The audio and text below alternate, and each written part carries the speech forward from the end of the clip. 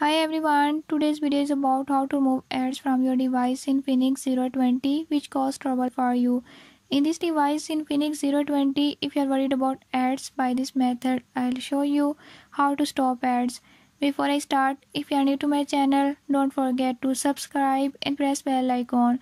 Watch complete video and learn how you can do it. Let's watch this.